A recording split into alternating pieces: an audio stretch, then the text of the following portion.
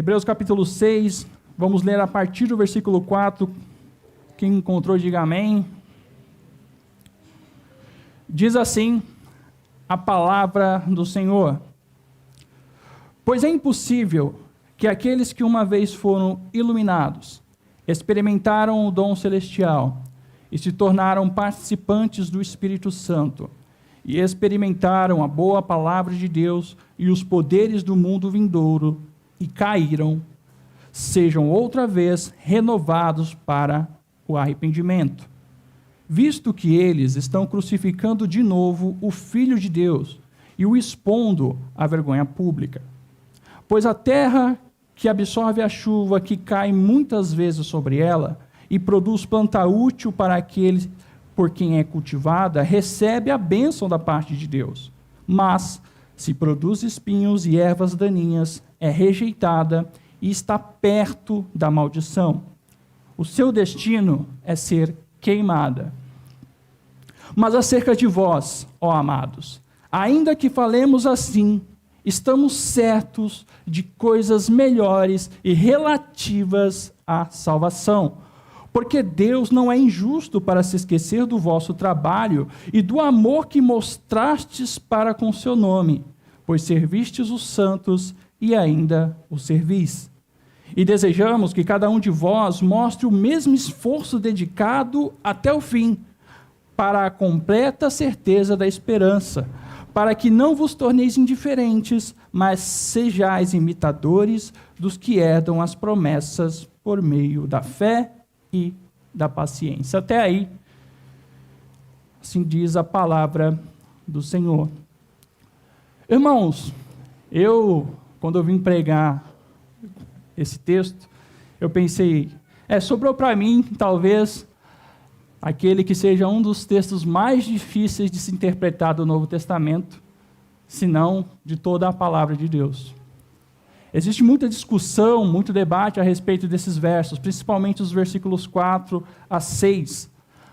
Alguns acreditam que esses versículos estão falando a respeito de perda de salvação.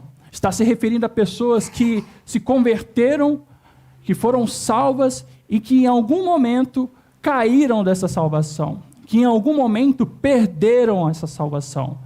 Se nós lermos de forma isolada esse texto, nós somos convencidos a pensar dessa maneira, somos convencidos até mesmo a crer nisso.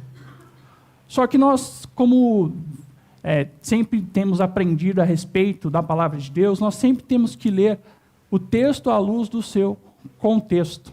E qual é o contexto aqui? O que leva o autor aos Hebreus a simplesmente...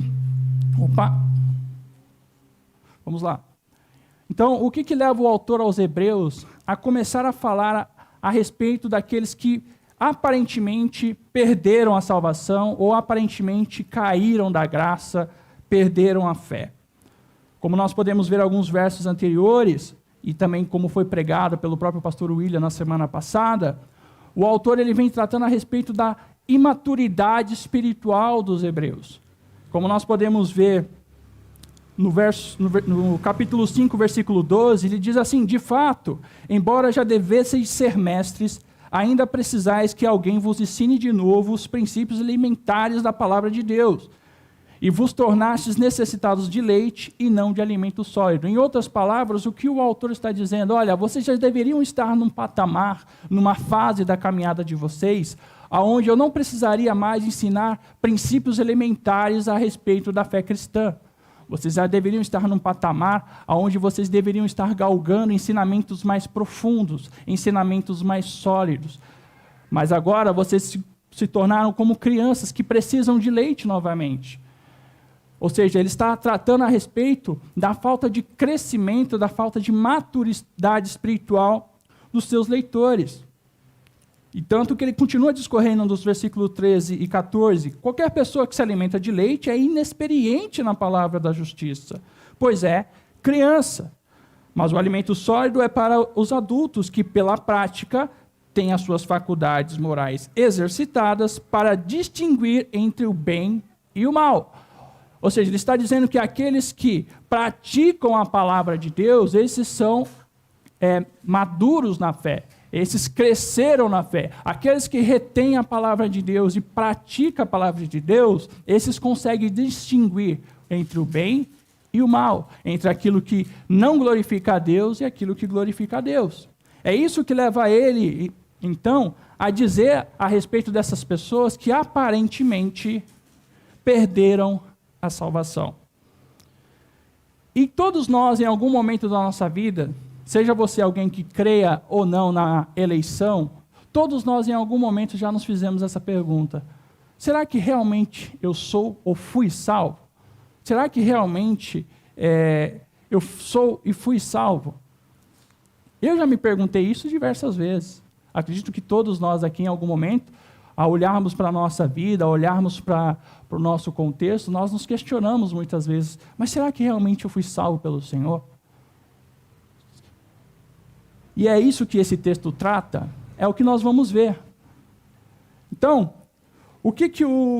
qual que é o contexto aqui, o porquê que o autor, o tempo inteiro, como vocês podem ter notado ou percebido ao longo das ministrações, o livro de Hebreus ele é o tempo todo uma exortação a respeito, para que os hebreus parassem de se apegar às coisas antigas e começassem a se apegar a Cristo. Ele mostra desde os primeiros capítulos que Jesus, a obra de Jesus, ela é superior a qualquer outra obra. Que Cristo, ele é superior até mesmo aos anjos, que para alguns daqueles judeus recém-convertidos ao cristianismo, eles tinham como seres a serem admirados, a serem adorados, até mesmo imitados. O autor também nos mostra que Jesus, a obra de Jesus é superior até mesmo a Moisés, que para os judeus talvez fosse o grande profeta, a pessoa que eles tinham em alta estima.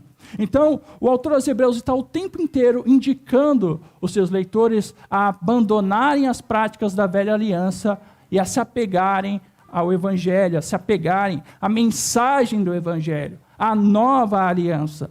E aqui não é diferente. E por que essa informação ela é relevante? É porque é essa informação que leva o autor a descrever, nos versículos 4, 5 e 6, um grupo característico de pessoas. Por quê? Porque no contexto, os hebreus recém-convertidos ao cristianismo, eles passavam por perseguições ferrenhas dos seus compatriotas.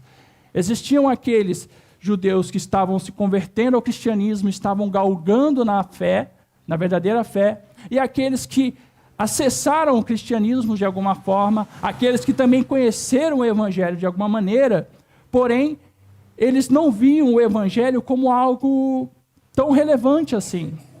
Por quê? Porque na religião judaica, você tem diversos elementos, tradições, rituais, que você pode ver, que você pode praticar, que você pode apalpar. Enquanto o cristianismo, ele exige de nós somente o quê? A fé. No cristianismo é somente fé. Você tem que crer e crer somente. E o que é a fé? É a certeza das coisas que não se veem, mas das coisas que se esperam. Então o contexto é, eu estou abandonando uma religião, onde eu tenho diversos elementos que eu posso ver e posso dar sentido à minha fé, e vou para uma religião agora que não tem nada. Para uma religião que só exige de mim crer. E o que é isso senão a nova aliança? O que é isso senão o Evangelho? Portanto, o autor aqui, ao ler esse livro, ao entender esse contexto, ele vê a necessidade de categorizar, de mostrar um grupo de pessoas de envolvimento tão grande com o Evangelho que realmente nos leva a acreditar que essas pessoas eram salvas. Mas nós podemos ver e somos convencidos, principalmente no versículo 9, de que o autor não tem o interesse, pelo menos isso é um interesse atual, de descrever se é possível alguém perder ou não a salvação. O autor não está interessado aqui, pelo menos na leitura desse texto, a explicar se é ou não possível alguém perder a salvação. Esse não é o interesse do autor aqui. O interesse do autor é mostrar que existe um grupo de pessoas que foram iluminados, provaram da boa palavra de Deus, tornaram participantes do Espírito Santo e caíram, e que esse grupo de pessoas, para eles é impossível serem renovados novamente para arrependimento. Então, vamos ler novamente o versículo de número 4. Pois é impossível que aqueles que uma vez foram iluminados. O que é ser iluminado? Quando nós chegamos aqui, por exemplo, de manhã, a igreja estava escura, né? Algumas coisas a gente não poderia ver. Quando ligamos a luz, clareou-se, mostrou-se toda a sujeira que estava aqui, inclusive, tudo aquilo que estava proposto aqui. Isso é ser iluminado. Quando você vem à casa de Deus, quando você ouve a pregação do Evangelho, a verdadeira e boa pregação do Evangelho, você está sendo, de alguma forma, iluminado pelo Evangelho. Todos aqueles que ouvem a pregação estão, de alguma forma, sendo iluminados.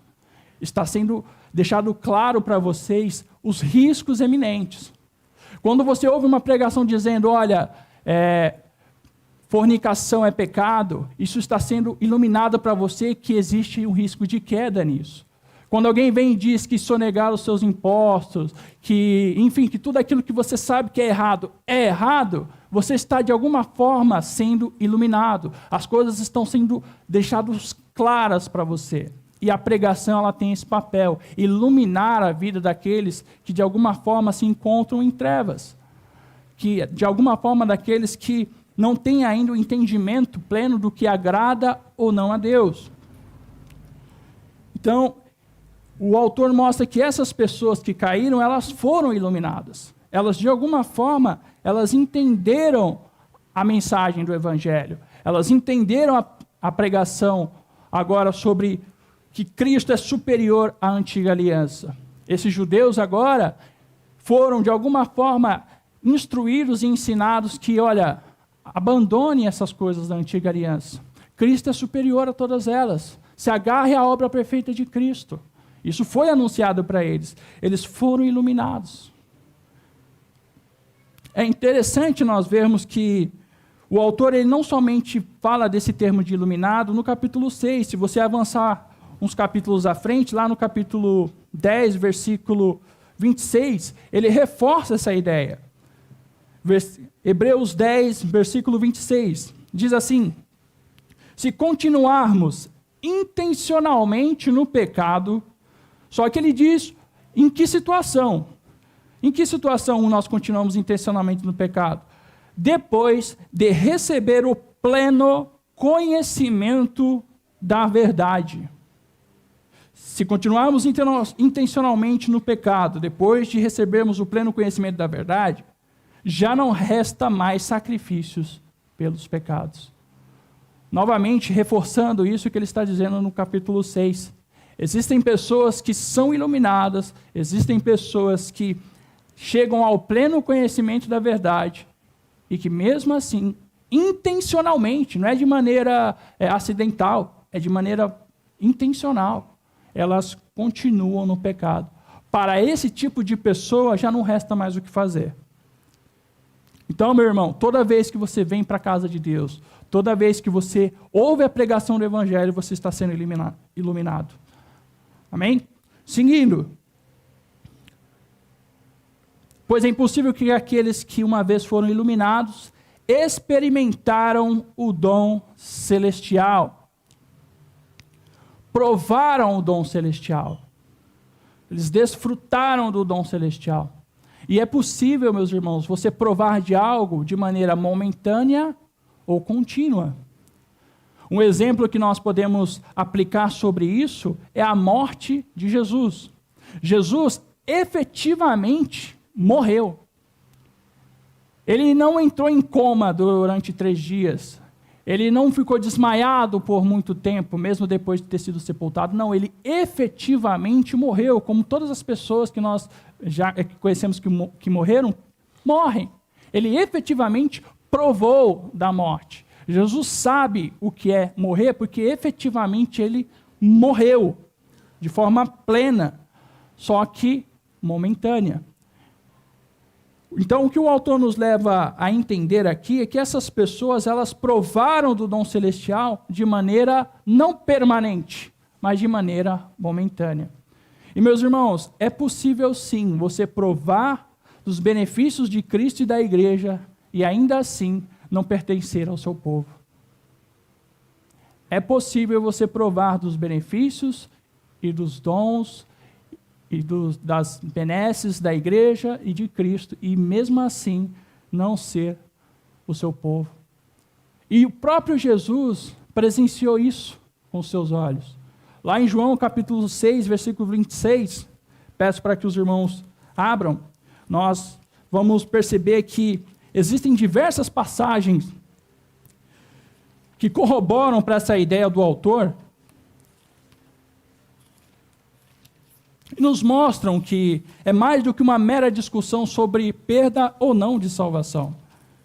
João capítulo de número 6, versículos 26.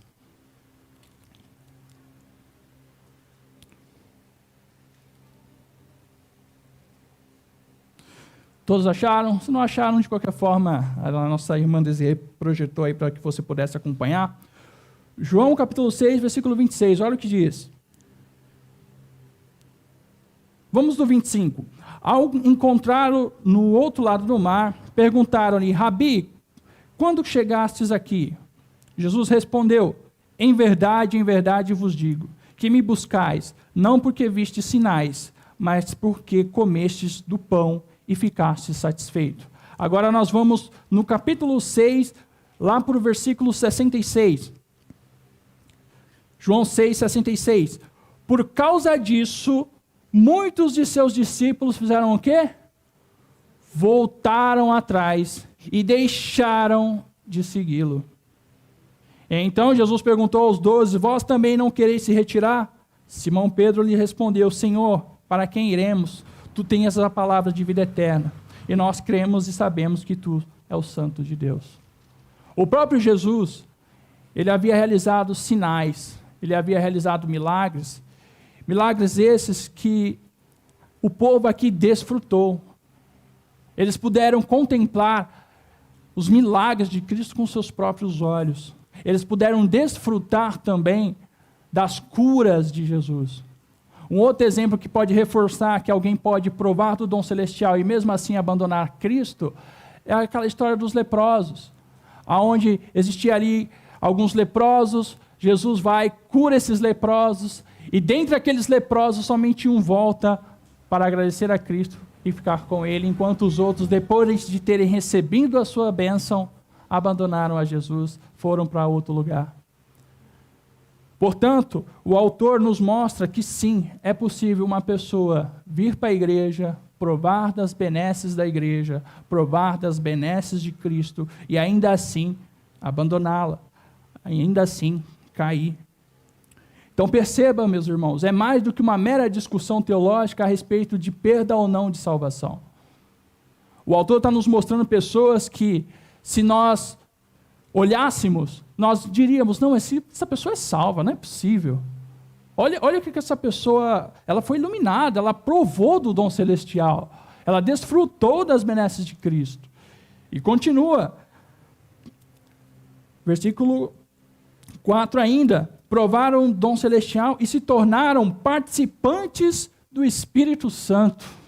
Aqui que é o grande calcanhar, o grande ponto de dúvida, o grande ponto de debate entre teólogos calvinistas e arminianos. Como alguém se torna participante do Espírito Santo, das obras do Espírito Santo, e ainda assim não é salvo?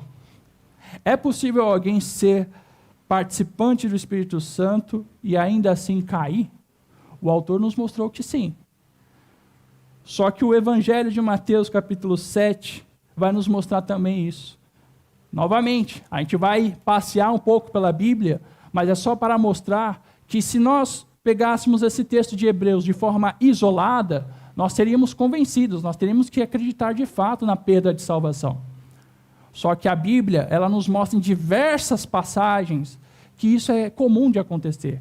De pessoas que participaram da obra, pessoas que desfrutaram das benesses de Cristo e ainda assim o rejeitaram. Mateus capítulo de número 7. versículo 21. A partir do versículo 21.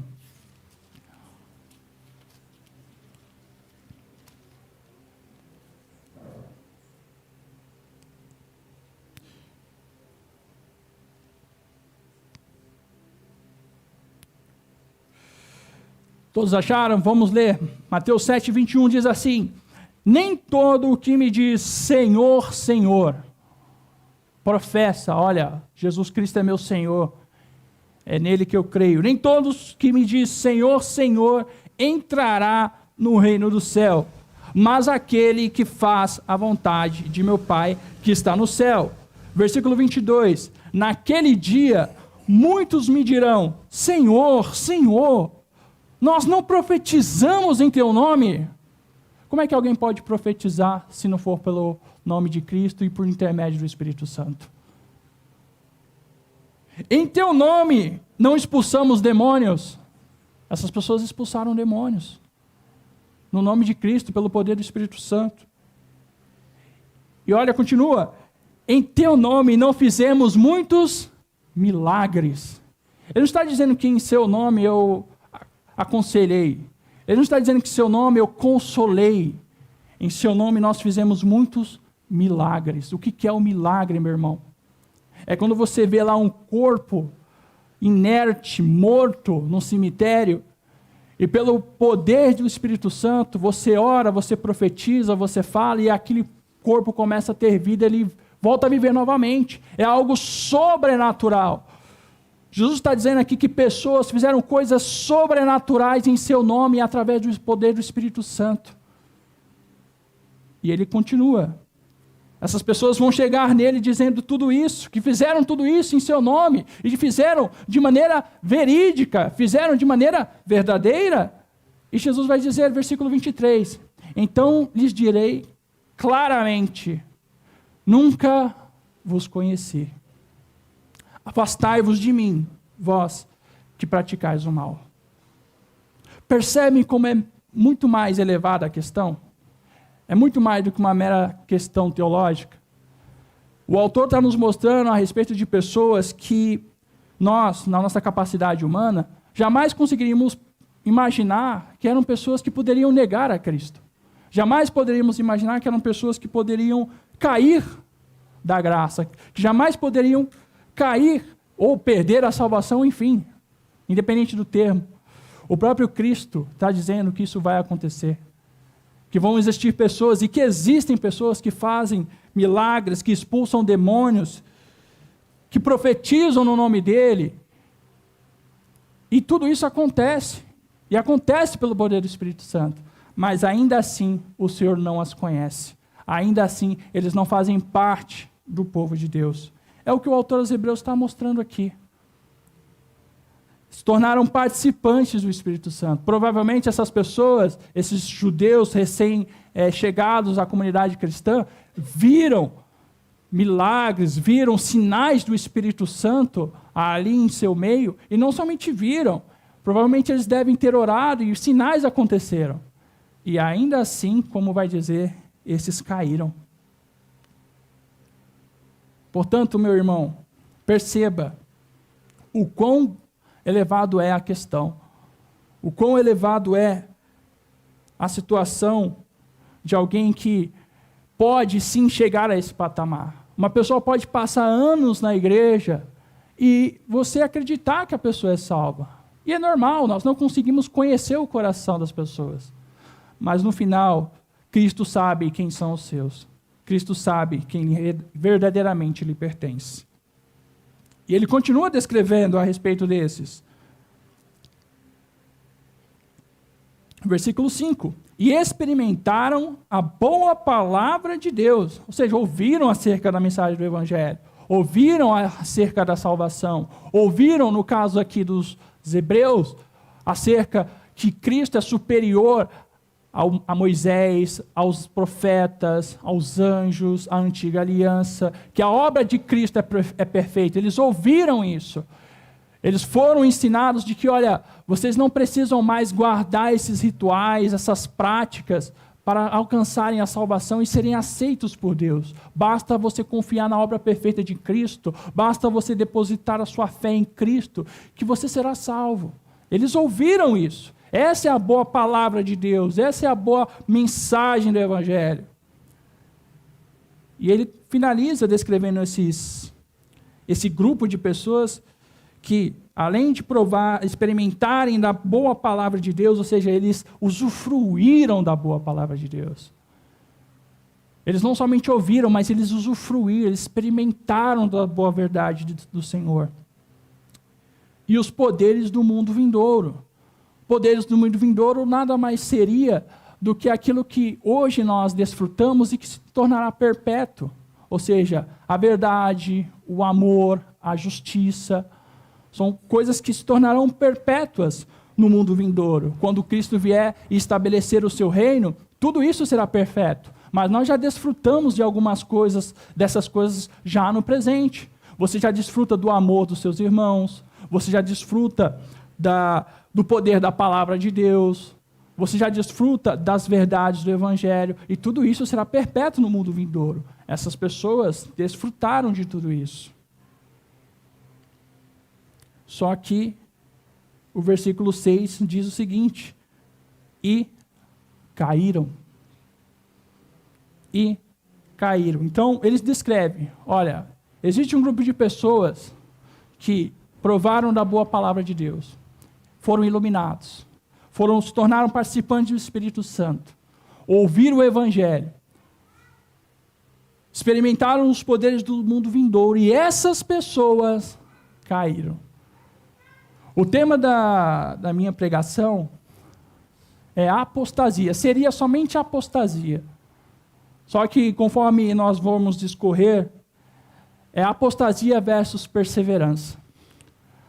E o que significa apostasia? Na raiz da palavra, apostasia significa saída.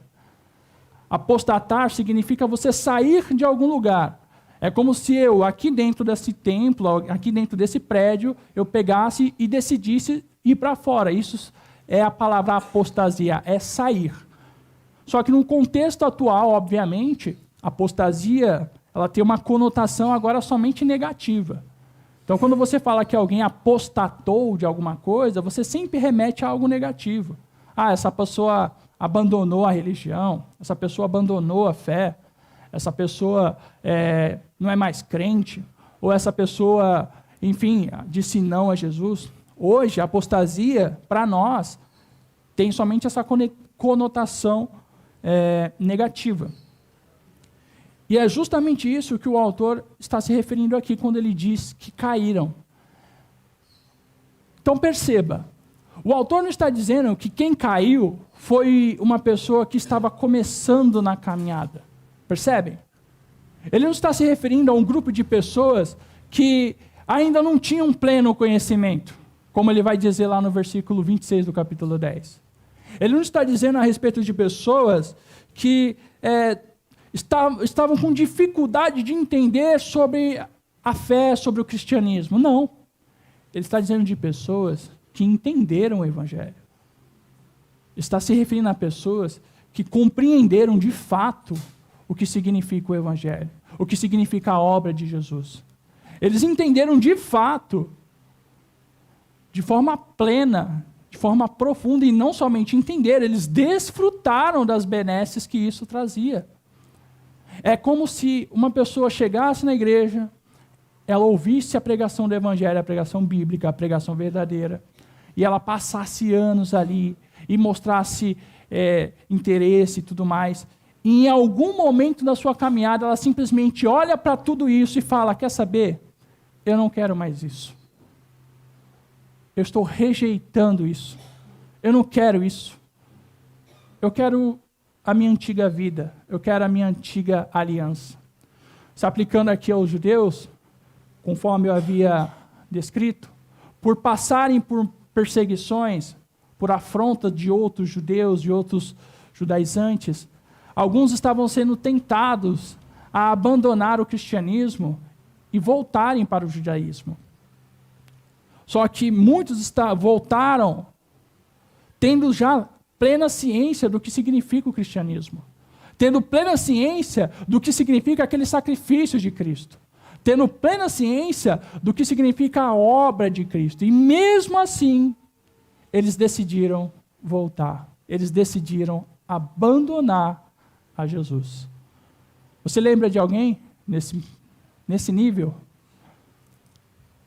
Percebe? Ele vem descrevendo essas pessoas, esse grupo de pessoas. Ele vem dizendo que essas pessoas não são quaisquer pessoas.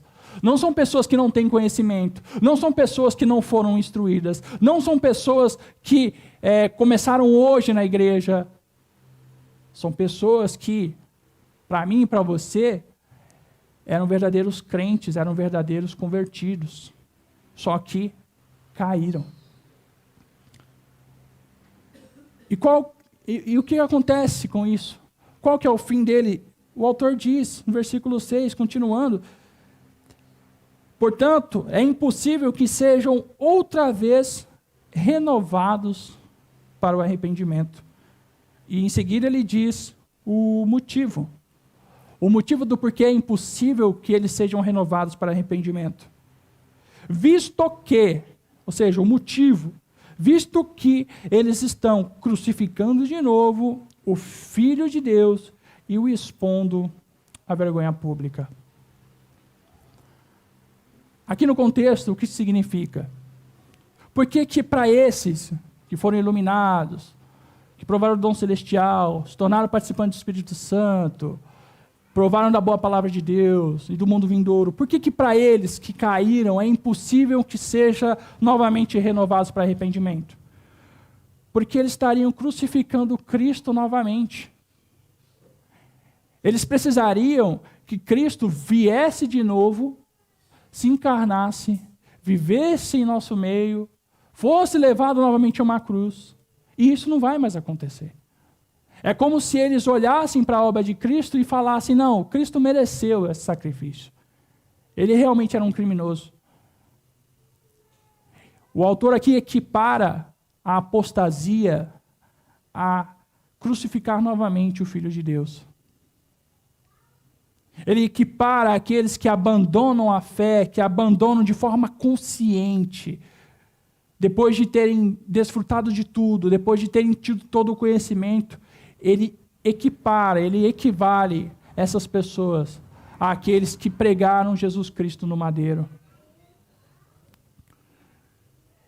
Percebe o quão terrível é o pecado da apostasia? O quão terrível é abandonar a Cristo? É o mesmo que você crucificá-lo novamente. É o mesmo que você pregá-lo naquela cruz novamente. Para os judeus aqui, voltar ao judaísmo, mesmo depois de conhecer o Evangelho, implicaria a necessidade de Cristo ser enviado novamente para morrer na cruz. E isso não vai mais acontecer. Pois a nova aliança já foi proposta a eles. A nova aliança já foi pregada a eles. Cristo já havia sido pregado a eles. Assim como Cristo é pregado domingo após domingo para você aqui nesta igreja. Quando alguém prega o Evangelho, quando alguém fala da verdade de Deus de maneira coerente, de maneira bíblica, de maneira verdadeira, Cristo está sendo posto crucificado para você. É a obra de Cristo que está sendo posta para você. É o sacrifício dele que te salva, que nada mais que você precisa fazer é crer, nada mais que você precisa fazer é confiar, é crer. E mesmo depois de ter todo esse entendimento, se você por algum motivo resolve abandonar o Senhor, resolve abandoná-lo, significa que verdadeiramente você nunca se tornou participante dessa obra. Percebem como é uma questão muito mais profunda do que um debate meramente teológico? O autor ele tem a necessidade de usar esse grupo de pessoas como exemplo para nós, como exemplo para os seus leitores. Ele vem discorrendo a respeito da imaturidade, ele vem discorrendo a respeito que eles precisariam já estar num patamar em sua caminhada, onde eles deveriam estar galgando coisas maiores, mais profundas. E agora ele vê a necessidade de mostrar um exemplo prático, um exemplo verídico de pessoas que tiveram um envolvimento profundo no Evangelho e ainda assim rejeitaram a obra de Cristo. Para quê? Para que isso não aconteça conosco. Para que nós não sejamos contados como estes, que abandonam a Cristo por conta das perseguições. Ou que abandonam a Cristo por conta, talvez, que não existe muitos benefícios. Alguns, provavelmente, que abandonaram, que caíram, deviam olhar o cristianismo como algo que socialmente não era muito agradável. Talvez para eles, o judaísmo era mais agradável socialmente. Afinal de contas, o cristianismo estava se implantando, estava crescendo, estava se desenvolvendo. Não é somente na carta dos Hebreus que nós vemos a dificuldade que as pessoas tinham de crescer na fé cristã. Nós percebemos isso também no livro de Gálatas, de Efésios. É uma árdua batalha do cristianismo para se estabelecer. E muitos começavam no cristianismo e depois de sofrer as perseguições, abandonavam, porque não queriam perder, de repente, o seu status, não queriam perder, de repente, o seu respeito. E não abandonavam de qualquer jeito. O autor está nos mostrando que essas pessoas não abandonaram de qualquer jeito, elas abandonaram depois de terem tido um envolvimento profundo com o Evangelho. Isso não te traz temor, meu irmão? Isso não traz temor ao seu coração? Isso não faz a gente querer pensar como é que nós temos levado a nossa vida diante de Deus? Se pessoas nessa categoria, se pessoas nesse nível foram capazes de abandonar a Cristo, imagina a gente que muitas das vezes não se esforça nem para orar, nem para ler a palavra, nem para vir à igreja. O que será de nós? O autor, ele tem a necessidade de mostrar esse exemplo para nos chamar aquilo que é a marca registrada de um cristão, que é a perseverança. É perseverar até o fim. E para exemplificar isso, para facilitar a compreensão, no versículo 7, ele faz uma comparação, ele faz uma ilustração, como nós podemos ver. Versículo 7. Um minuto.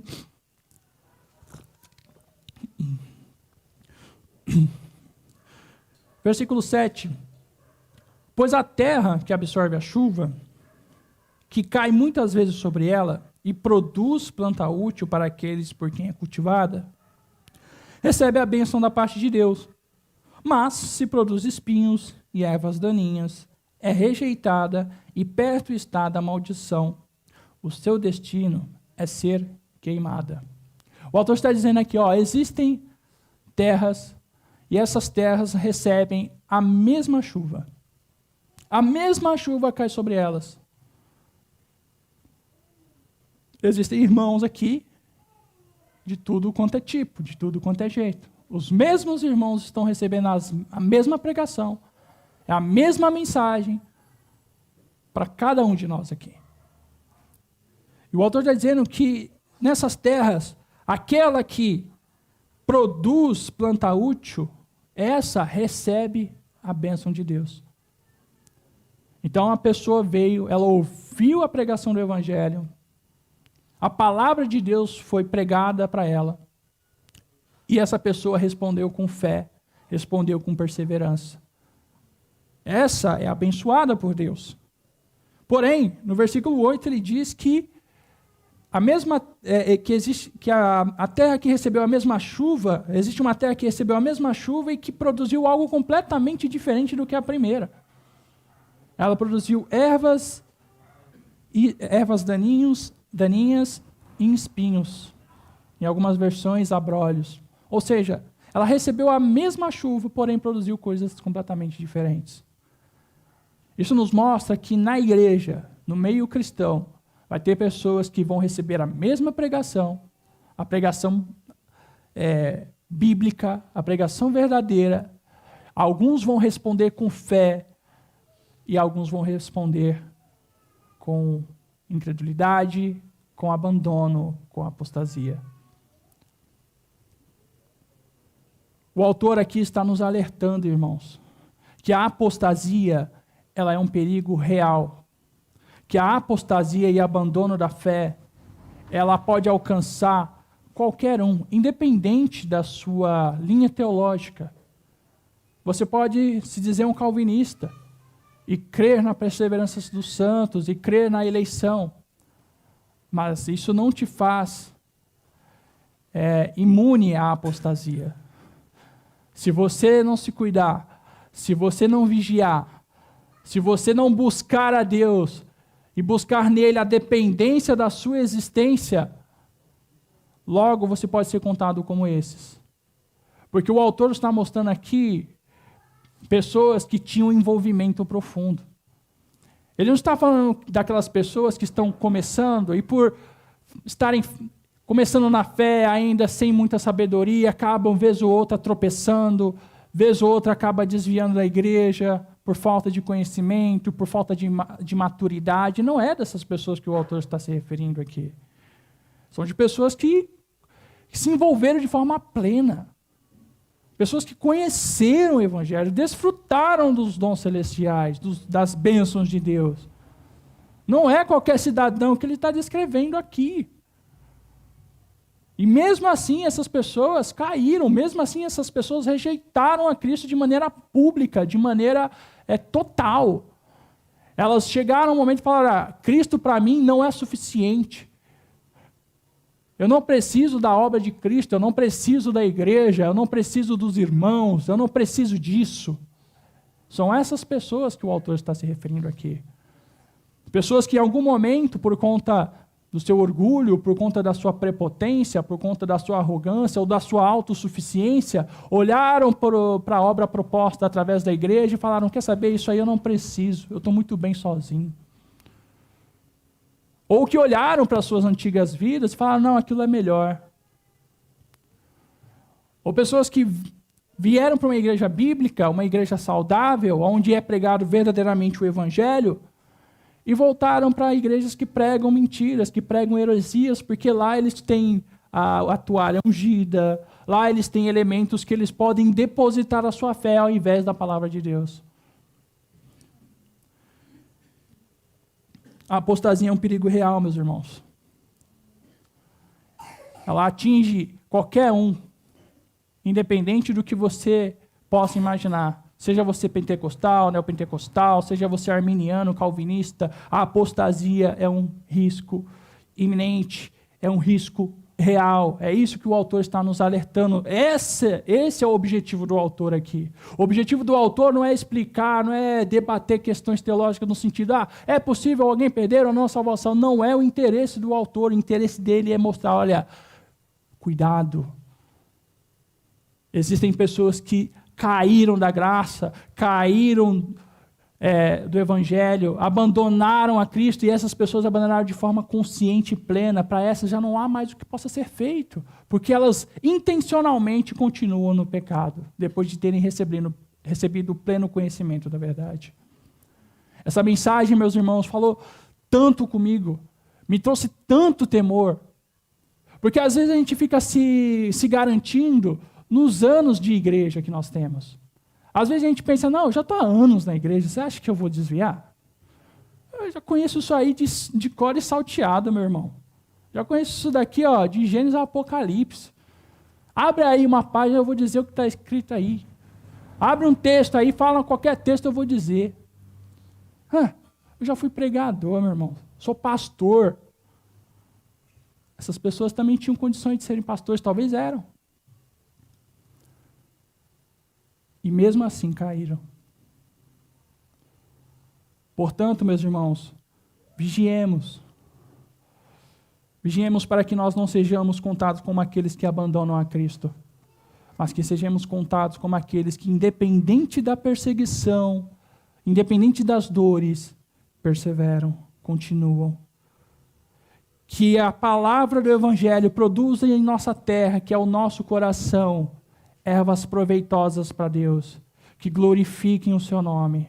Quando você for exortado, e exortado de forma bíblica, que isso não gere em você rancor, amargura, mas entenda que Deus, ele capacita os seus santos, que Deus preserva os seus santos até o fim por meio das exortações.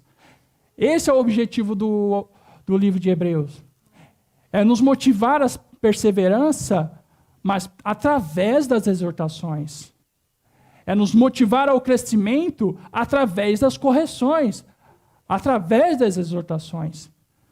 E quando nós somos exortados por Deus, e nos arrependemos dos nossos pecados, e compreendemos e evoluímos em nossa maturidade espiritual, certamente nós continuaremos a perseverar.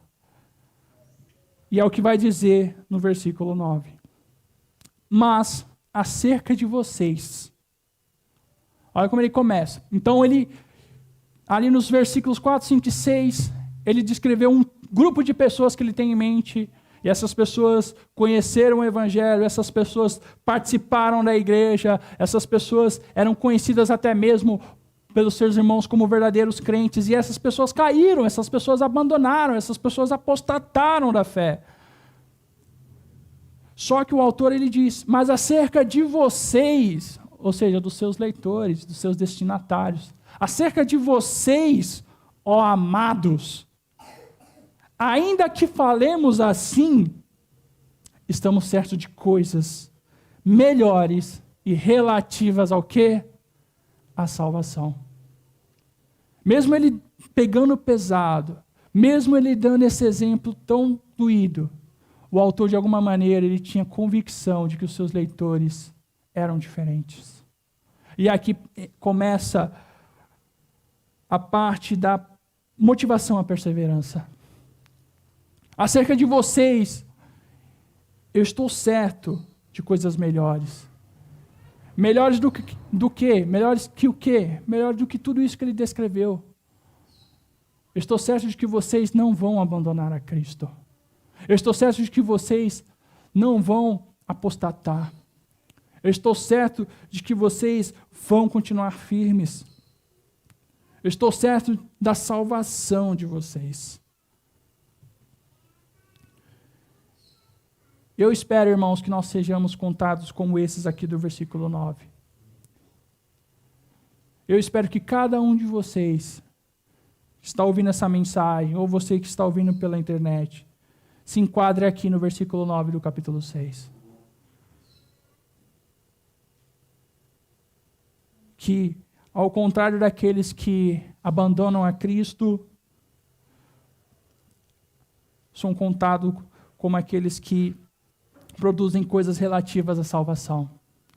E o que é coisas melhores relativas à salvação?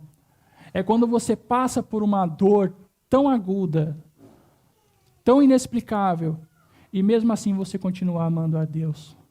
Mesmo assim você continua amando a Cristo. Porque você entende que a obra dele é superior a qualquer coisa que você possa sofrer nesta terra. Você compreende que a maior dor, o maior caos, o maior problema que você tinha, a obra de Cristo resolveu por você. E nisso você encontra forças para perseverar até o fim. E começar a dar frutos a respeito da salvação. A ter paciência, a ter longanimidade, mansidão, domínio próprio. O autor estava convencido de que seus leitores não eram semelhantes a esse. Mesmo que ele veja a necessidade de falar dessa maneira. Mesmo que ele falasse dessa forma, o autor está dizendo, acerca de vocês, eu espero coisas melhores. Eu estou falando a respeito desses que abandonam a Cristo, para que sirva de aviso para vocês, para que vocês fiquem alertas, para que vocês sejam exortados, porque eu espero de vocês coisas melhores. Estou convencido disso. E ele continua, porque Deus não é injusto para se esquecer do vosso trabalho e do amor que mostraste para com o seu nome. Deus, meus irmãos, ele não esquece daquilo que você faz em nome dele. Sabe quando você se encontrou numa situação onde você foi tentado a mentir para beneficiar alguma coisa, ou beneficiar até você mesmo, e mesmo assim você falou a verdade? E ninguém viu, ninguém contemplou? Deus viu aquilo. Deus estava lá, Deus estava contemplando. Deus não vai se esquecer disso. Você fez isso por amor ao nome dele. Tudo que você faz, todo o esforço que você dedica, por amor ao Evangelho, por amor ao nome de Deus, o autor está nos dizendo que Deus contempla, e não somente contempla, Deus não esquece. Você é lembrado por Deus, em outras palavras. Deus contempla o que você faz. Ele contempla a sua perseverança, mesmo quando as condições dizem para você abandonar. Ele contempla a sua vontade de vir para a igreja, mesmo quando a sua vontade carnal é de faltar. Ele contempla isso, o seu esforço de orar, mesmo quando a sua carne está gritando, não, eu não quero orar. E você faz tudo isso por quê? Por amor a Deus. Nos mostra, irmãos, que nós não podemos esperar a vontade vir para fazermos as coisas para Deus. Nós temos que fazer as coisas para Deus por amor a seu nome. E não somente por amor ao nome de Deus, não somente por amor ao trabalho de Deus, pois ele continua, pois servistes os santos e ainda os servis. O autor está dizendo que eles são lembrados pelo trabalho e pelo amor que eles mostraram pelo nome de Deus e também pelo serviço que eles praticaram com os santos, com a igreja. Quando você serve na igreja, quando você serve os santos, quando você serve os seus irmãos, você é lembrado por Deus. Pode ser o que for, meu irmão. Pode ser limpar um banheiro, trocar o lixo. Pode ser limpar o salão para que você possa ser bem recebido, ter um bom ambiente para cultuar. Pode ser o que for, as mínimas coisas. Às vezes os irmãos não reconhecem ou não veem, mas tudo bem. O fato é, Deus está vendo esse serviço. Deus está vendo o quanto você tem orado pelos seus irmãos no seu particular. Quando você na sua casa ora por alguma oração que algum dos nossos irmãos pede lá no grupo do WhatsApp, você está glorificando o nome de Deus. Você está sendo lembrado por Deus. Deus está contemplando o que você está fazendo. E Deus não vai se esquecer disso. Percebem?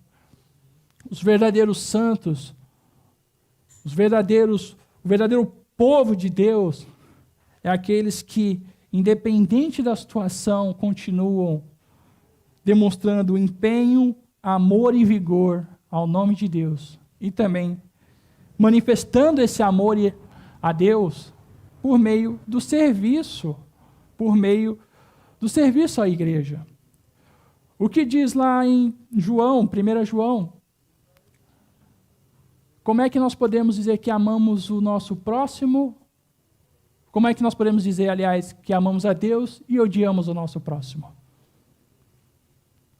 É impossível você dizer que ama a Deus, mas odeia seu irmão. É impossível você dizer que ama a Deus, mas quando o irmão te pede uma palavra de oração, você não ora por ele. É impossível você dizer que ama e que serve a Deus, quando você vê um irmão em necessidade e podendo ajudar, não faz. Por quê? Porque Deus ele escolheu ser amado no próximo. Nós manifestamos o nosso amor a Deus quando nós amamos o nosso próximo, quando nós servimos os nossos próximos, quando nós servimos todas as pessoas, mas em especial os irmãos. Lá em Atos vai dizer, mantenha a paz com todos, todas as pessoas da sociedade, todas as pessoas de todas as culturas, mantenha a paz com todos, principalmente, aí o autor fala, principalmente com os da família da fé.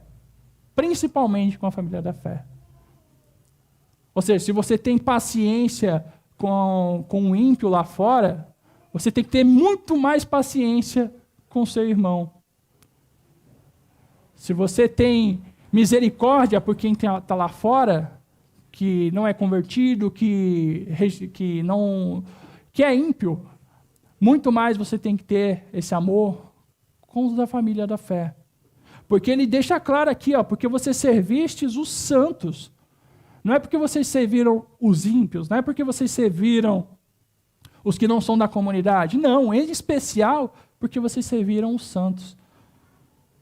E não só serviram, como continuam a servir. Perseverança no serviço a Deus, perseverança na caminhada, perseverança em glorificar a Deus, perseverança em continuar demonstrando amor e gozo pelo trabalho de Deus.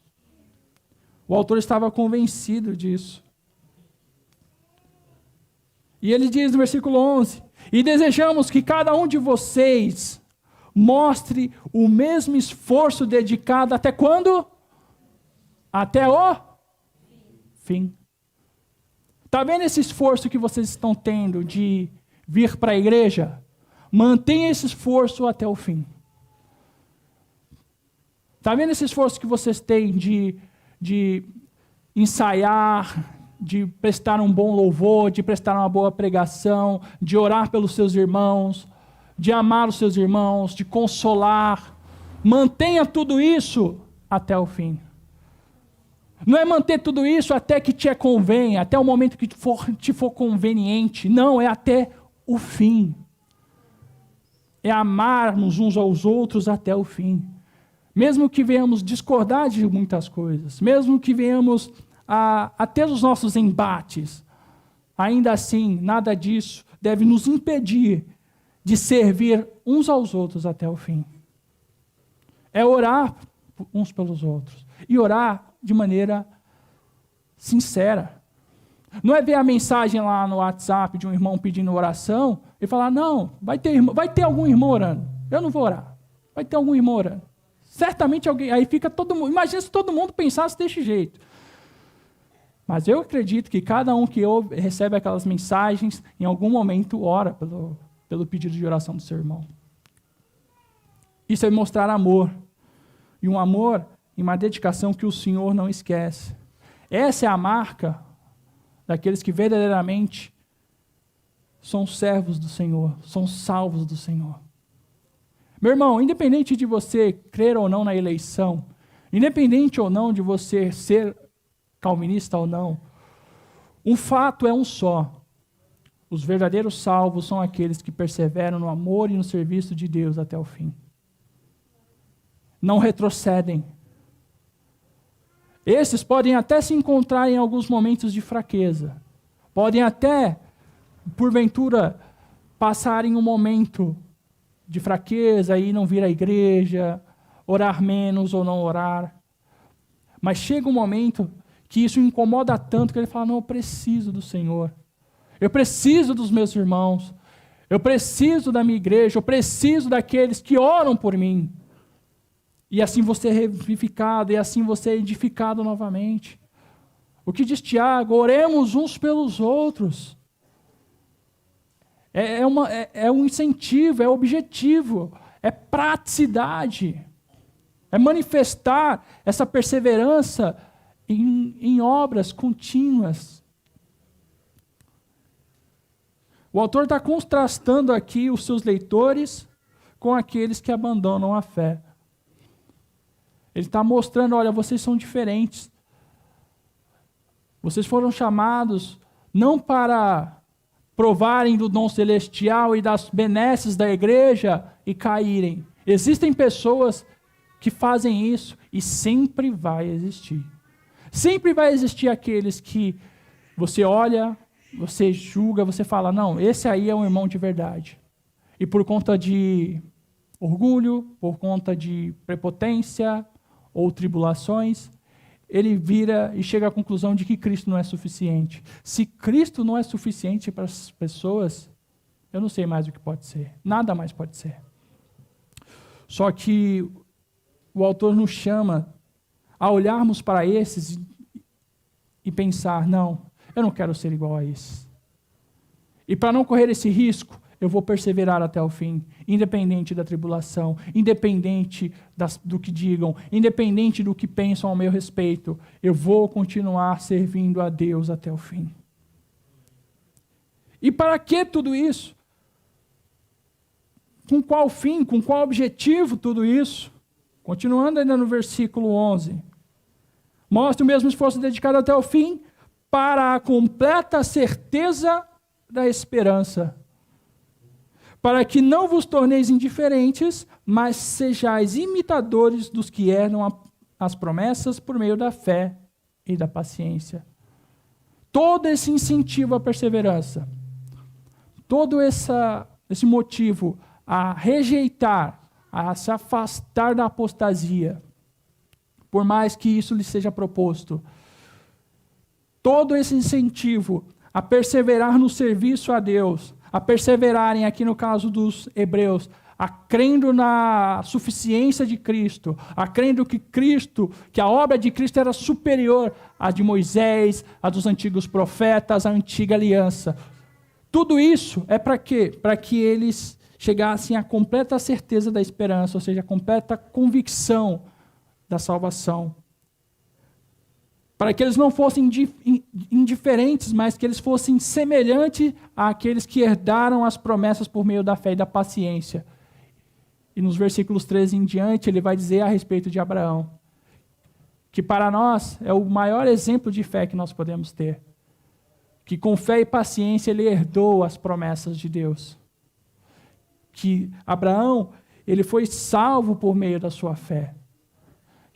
Que mesmo passando o que ele passou, por meio da sua fé, perseverança e paciência, ele herdou as promessas do Senhor.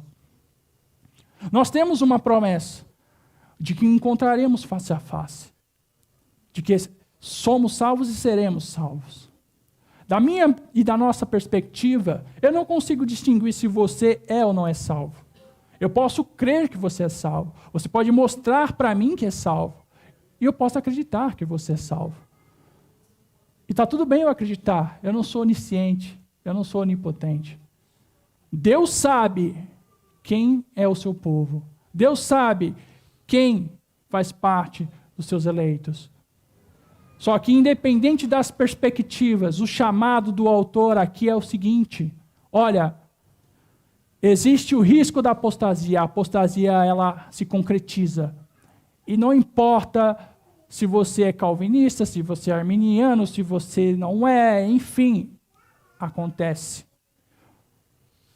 É como se você estivesse dirigindo numa estrada e você avistasse de longe uma placa dizendo: olha, pista perigosa à frente, sinuosa à frente. Cuidado. A placa não está dizendo que você vai sofrer um acidente porque existe uma pista sinuosa à frente. Ela está te alertando do risco. Então você recebe aquela informação e fica o quê? Fica prudente. Olha, estou vendo que existe uma pista perigosa à frente, vou ser prudente para que eu não sofra um acidente. Então você consegue, por meio desse aviso, se preparar, se policiar e fazer aquele trajeto perigoso em segurança.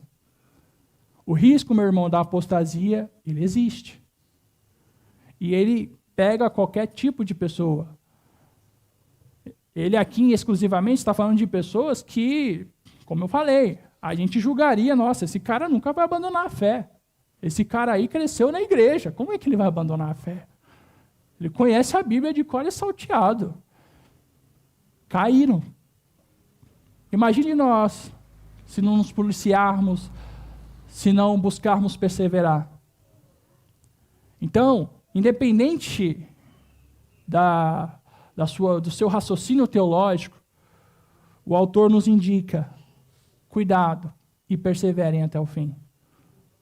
Quando vierem as tribulações, quando vierem as dores, que isso não produza em você espinhos e abrolhos, ou o desejo de abandonar a fé, porque as coisas não saíram conforme você gostaria que saíssem. Mas lembre-se, a obra de Cristo é superior, a obra de Cristo é perfeita, a obra de Cristo é maravilhosa, e é o suficiente para nos dar motivação à perseverança. O que deve te fazer, meu irmão, ter a alegria de vir aqui neste culto e cultuar a Deus, não é saber se o louvor vai estar bonito, se o prédio vai estar bonito, se vai ter eloquência na pregação. É o fato de que Deus enviou o seu Filho para morrer em favor do seu e do meu pecado, para que nós não fôssemos mais condenados, mas sim salvos por meio dele. E isso já é motivo mais do que suficiente para cada um de nós perseverarmos até o fim.